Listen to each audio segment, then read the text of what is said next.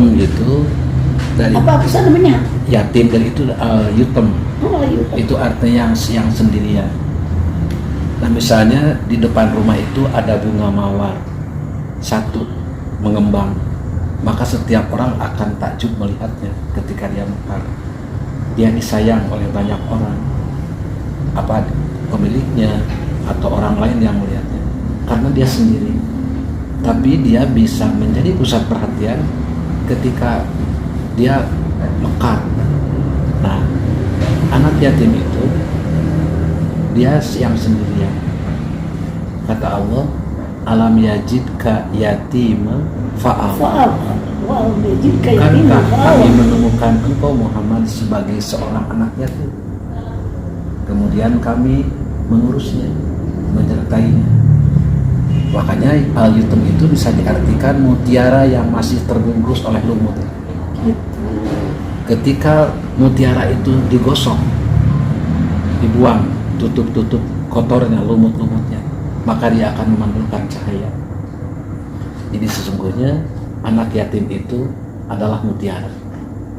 Tapi siapa yang bisa menjadikan anak yatim itu mutiara adalah orang tua asuhnya. Orang tua asuh yang maha cinta dan maha kasih, yang memberikan cinta dan kasihnya, yaitu ibu dan bapak angkat yang sangat peduli terhadapnya. Itulah para pelaku yang memunculkan mutiara yang pada nilai aslinya, sehingga memancarkan cahaya. Oleh karenanya nggak ada istilah anak yatim itu malas, anak yatim itu nakal. Bukan malas dan nakal anak itu, hanya seorang manusia yang perlu dibimbing, perlu perlindungan, perlu pengasuhan. Dan kalau itu terjadi, ya seperti apa yang disampaikan itu, anak yatim itu ternyata jalannya begitu kelihatan sampai pada tahapan-tahapan, pada akhirnya dia sejajar dengan orang-orang lain, bahkan lebih baik dibanding dengan orang yang ibunya, bapaknya masih ada, sementara abai terhadap kelangsungan pendidikannya, gitu ya. Ya subhanallah. Makanya Nabi sendiri sangat bangga dengan kedudukan yatim. Nabi memberikan isyarat, ana waqafil yatim bil jannah akaza.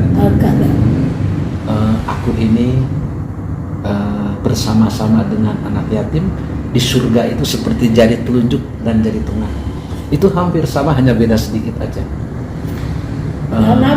Padahal Nabi itu subhanallah. Nah makanya Nabi sendiri dilahirkan dalam keadaan yatim. Iya.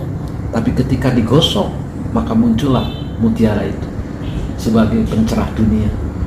Jadi yatim itu ternyata sebuah peradaban bagus dalam prospek kehidupan budaya masyarakat, dan ternyata peradaban baru itu dimulai oleh seorang anak yatim, Rasulullah Sallallahu Alaihi Wasallam.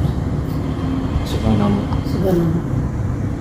Enak kalau kayak ibu nih, ibu tuh kan juga memelihara anak yatim, mengurusnya di rumah. Itu kan hanya satu yayasan membina anak yatim. Jadi ya dia disekolahkan, dia dididik segala macam dalam waktu yang tertentu, satu bulan sekian kali begitu.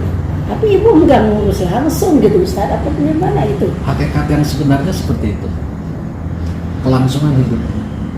Jadi artinya dia itu bukan hanya sebatas mengasihani mereka titik, tapi kita itu memberi kesempatan, membuka jalan, membukakan pintu, atau memberikan kunci kehidupan. Gitu ya Ustaz. Dia bisa buka pintunya sendiri, dia bisa menapaki jalannya sendiri. Iya aja, tapi kita suka kan ini yang bisa saya kerjakan gitu, gimana enggak? Makanya orang-orang bijak itu bilangnya, jangan kasihani kami, tapi berilah kami kesempatan, gitu ya. Iya. Filosofisnya bahwa setiap orang itu pengen maju kan, akan tetapi seringkali kesempatannya yang enggak ada. Ya. Tapi kalau kesempatannya kita berikan, ya subhanallah, itu esensi dari kehidupan yatim. Jadi bukan derajat hina, bukan derajat rendah, bahkan derajat mulia. Subhanallah ya. Sampai Ustaz ada anak yatim.